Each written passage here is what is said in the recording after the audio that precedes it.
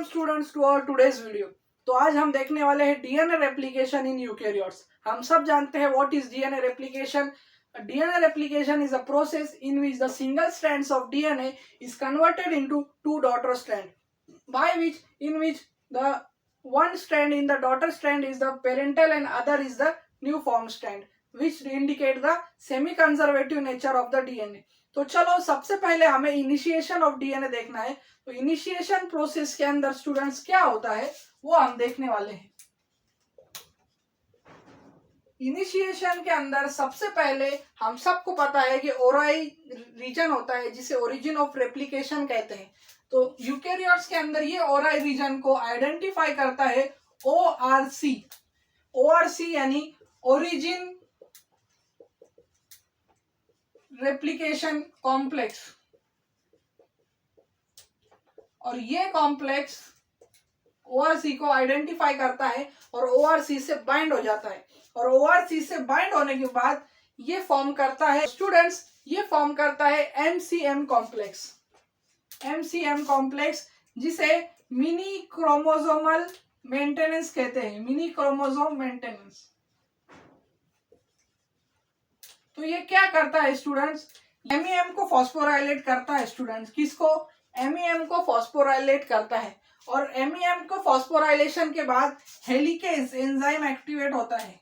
कौन सा enzyme activate होता है स्टूडेंट्स? Helicase enzyme. और हम सब जानते हैं हेलिकेज एंजाइम का फंक्शन क्या है। ये डीएनए स्ट्रैंड्स को अनवाइंड करता है, फॉस्फोडाइस्टर बॉन्ड और हाइड्रोजन बॉन्ड को ब्रेक कर डीएनए को अनवाइंड करने का काम करता है। यहाँ पर हेलिकेज आएगा, और ये हेलिकेज प्रोटीन, हेलिकेज एंजाइम इस तरह से डीएनए को अनवाइंड करता है, और अनवाइंड करने के बाद हमारा डीएनए रेडी होता है रेप्लिकेशन के लिए। पर इसके पहले यहाँ पर यूकेरियोट्स के अंदर सीडी के एक प्रोटीन है और डीडी के दोनों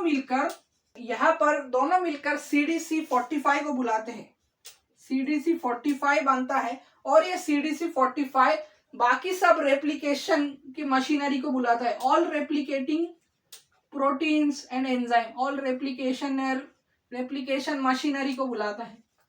जैसे कि टोपोआइसोमरेज वहां पर आता है, फिर डीएनए को टोपोआइसोमरेज आता है जो सुपर कॉइलिंग से बचाता है, प्राइमेज, ये सब आते हैं, और यहाँ से हमारा इलोंगेशन प्रोसेस स्टार्ट होता है स्टूडेंट।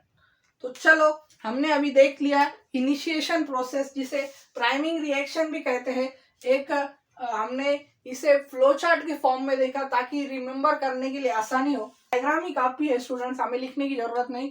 इलोंगेशन के अंदर स्टूडेंट सबसे पहला और इम्पोर्टेंट रोल प्ले करता है टोपोआइसोमरेज। टोपोआइसोमरेज एक एंजाइम है जो डीएनए को सुपर कॉइलिंग से बचाता है, यानी कि सुपर कॉइलिंग यानी कि ट्विस्टिंग। अगर डीएनए में पील आ जाए, क्योंकि यहाँ पर डीएनए अनवाइंड हुआ है, और ये अनवाइंड डीएनए के अंदर अगर ट्विस्टिंग आ गई तो आगे कुछ भी फॉर्म नहीं होगा स्टूडेंट, आगे के स्ट्रैंड कोई भी फॉर्म नहीं होंगे, क्योंकि पूरा स्ट्रक्चर डिस्टॉर्टेड हो जाएगा और एक भी हमारा एंजाइम कुछ भी काम नहीं कर पाएगा।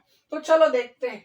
तो टोपोआइसोमरेज यहाँ पर फंक्शन करता है सुपर कॉइलिंग को प्रिवेंट करने का, और यहाँ जैसे हमने प्राइमिंग रिएक्शन में ही देख लिया, हेलिकेज एंजाइम डीएनए को अनवाइंड करता है, और फिर अनवाइंड होने के बाद यहाँ पर छोटे छोटे एसएसबी प्रोटीन आते हैं स्टूडेंट, जिसे सिंगल स्ट्रैंड बाइंडिंग प्रोटीन भी कहते हैं, जो दो डीएनए स्ट्रैंड्स को होल्ड कर रखते हैं। जैसे कि हमारी अनवाइंड स्ट्रैंड है, तो ये बाद में आगे जाकर ज्वाइन ना हो, इसलिए एसएसबी प्रोटीन यहाँ पर बाइंड होकर इसे रीजॉइनिंग से प्रिवेंट करते हैं। और जब ये स्ट्रैंड खुल जाते हैं तब हमारा डीएनए पॉलीमरेज डेल्टा आता है। डीएनए पॉलीमरेज डेल्टा हमारे डीएनए पॉलीमरेज 3 की तरह ही काम करता है, सेम टू सेम, यानी इसका काम है कि न्यूक्लियोटाइड ऐड करना। पर यहाँ पर भी एक प्रॉब्लम है स्टूडेंट्स, क्या है कि हमारा डीएनए रेप्लिकेशन चाहे वो प्रोकैरियोट्स में हो या यूकैरियोट्स में हो, डीएनए रेप्लिकेशन हमेशा 5' to 3' ही चलता है, और यहाँ पर हमारा ये तो 5' to 3' एंड है, पर ये 3' to 5' है स्टूडेंट। क्या है? 3' to 5'। तो अब ये कैसा होगा स्टूडेंट? तो स्टूडेंट यहाँ पर रोल प्ले करता है हमारा आरएनए प्राइमर, जो ऐड करता है, यहाँ प्राइमर ऐड होते हैं स्टूडेंट्स। क्या ऐड होते हैं? प्राइमर। और प्राइमर ऐड होने के बाद इधर मिल गया है 3' एंड और इधर आ गया है 5' एंड। फिर ये जो फ्री 5' एंड मिलता है स्टूडेंट डीएनए पॉलीमरेज को, ये फ्री 5' एंड से ये ऐड करता हुआ चलता है और ऐड करते करते फिर ये पूरे न्यूक्लियोटाइड ऐड कर देता है स्टूडेंट्स, फ्री 5' एंड। और इधर यही प्रॉब्लम इधर भी आती है। और ये हम सबको पता है कि इलोंगेशन के अंदर एक लीडिंग स्ट्रैंड होता है, जो ये लीडिंग स्ट्रैंड है, लीडिंग स्ट्रैंड, और एक लैगिंग स्ट्रैंड होता है। तो स्टूडेंट्स लैगिंग स्ट्रैंड्स के अंदर ये फ्रैगमेंट्स आप देख रहे होंगे, ये जो छोटे छोटे फ्रैगमेंट्स आप देख रहे हैं, इसे ओकाजाकी फ्रैगमेंट्स कहते हैं स्टूडेंट्स। और ये फ्रैगमेंट क्यों बने हैं? क्योंकि हमारा आरएनए प्राइमेज या आरएनए प्राइमर इन्हें न्यूक्लियोटाइड ऐड किए, पर ये गैप बन चुके हैं और डीएनए पॉलीमरेज उस गैप में एक्ट प्रॉपरली नहीं हो पा रहा है।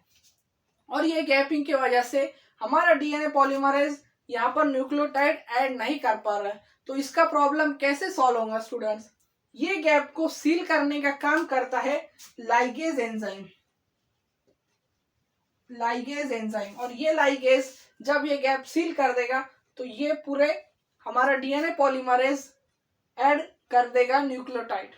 पर स्टूडेंट्स यहाँ पर भी एक ट्विस्ट है।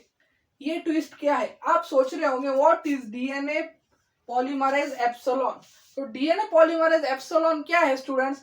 लैगिंग स्ट्रैंड के अंदर ओकाजाकी फ्रैगमेंट्स को बनने में मदद करता है प्राइमेज, यानी आरएनए प्राइमर। और इस आरएनए प्राइमेज के निकलने के बाद ही हमारा डीएनए पॉलीमरेज एक्ट होगा। इसलिए तो आरएनए पॉलीमरेज को यानी प्राइमेज को निकालने का काम, to remove the primase, DNA polymerase epsilon play a very important role. भी गैप रह जाते हैं क्योंकि ये यूकेरियोट्स में हम देख रहे हैं। और ये गैप फिल कैसे होंगे? लास्ट में स्टूडेंट्स यहाँ पर प्ले करता है एक वेरी इंपॉर्टेंट रोल, जिसे टेलोमरेज एंजाइम कहते हैं स्टूडेंट्स। और ये टेलोमरेज एंजाइम क्या करता है स्टूडेंट्स? ये टेलोमर सीक्वेंस होते हैं स्टूडेंट्स डीएनए के अंदर, टेलोमर सीक्वेंस।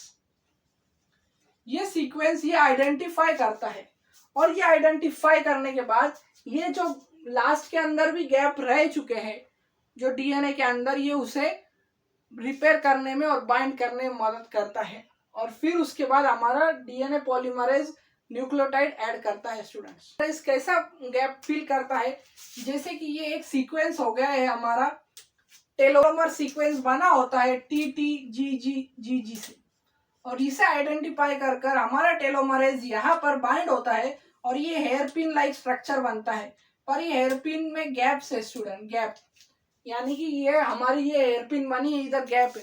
तो ये इधर ये हेयरपिन बनने के बाद टेलोमरेज यहाँ पर न्यूक्लियोटाइड ऐड करने में मदद करता है डीएनए पॉलीमरेज के साथ।